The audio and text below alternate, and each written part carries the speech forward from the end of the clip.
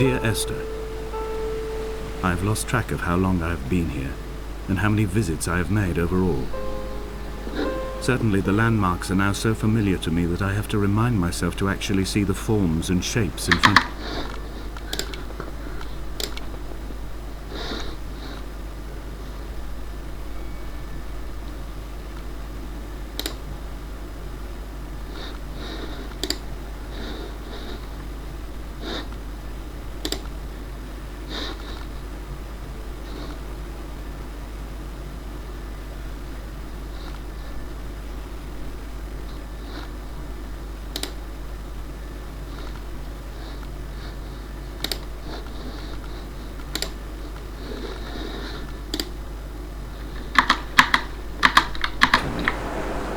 I could stumble blind across these rocks, the edges of these precipices, without fear of missing my step and plummeting down to sea.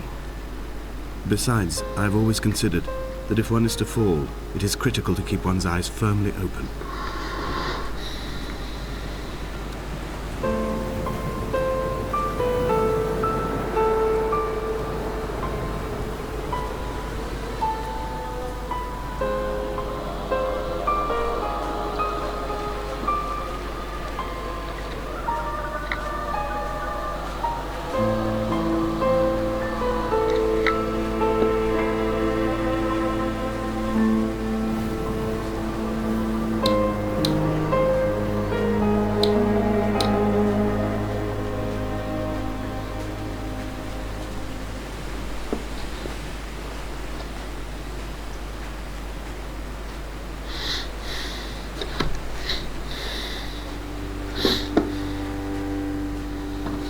Those islands in the distance, I am sure, are nothing more than relics of another time, sleeping giants, somnambulist gods laid down for a final dreaming.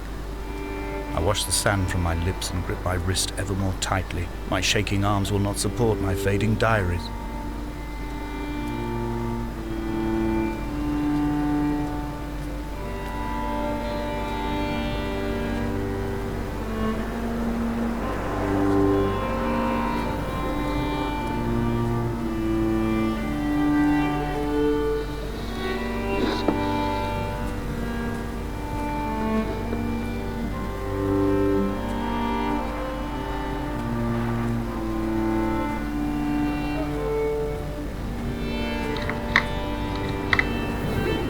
Reading Donnelly by the weak afternoon sunlight.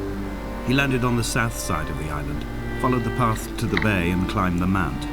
He did not find the caves, and he did not chart the north side.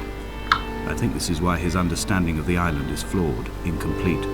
He stood on the mount and only wondered momentarily how to descend, but then he didn't have my reasons.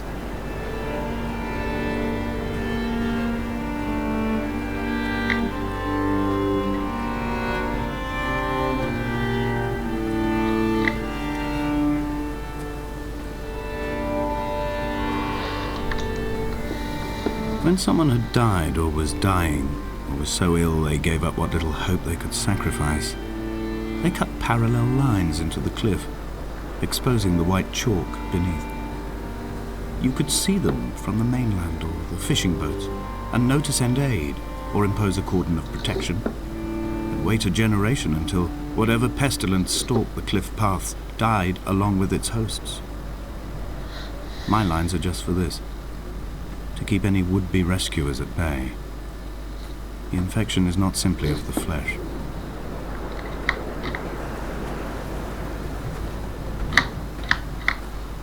I quote directly, "A motley lot with little to recommend them.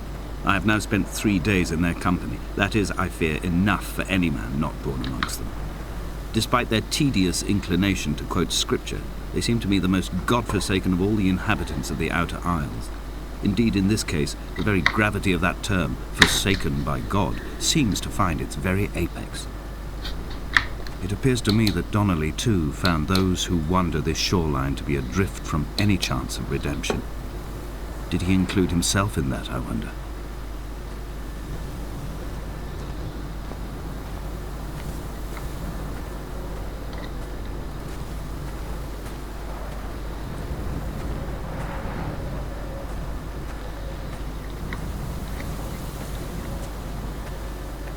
Dear Esther, I met Paul.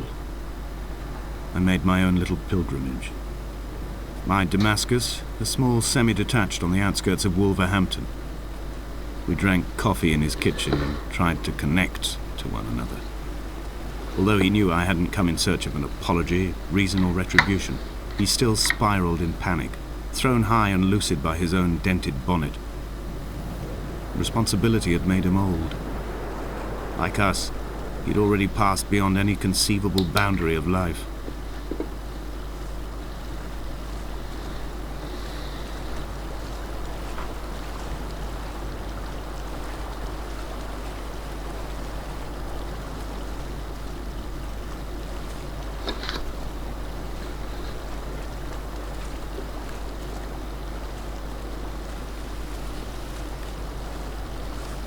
He still maintains he wasn't drunk, but tired. I can't make the judgment or the distinction anymore. I was drunk when I landed here, and tired too. I walked up the cliff path in near darkness and camped in the bay where the trawler lies beached.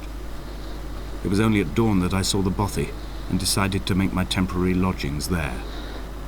I was expecting just the aerial and a transmitter stashed in a weatherproof box somewhere on the mount. It had an air of uneasy permanence to it. Like all the other buildings here, erosion seems to have evaded it completely.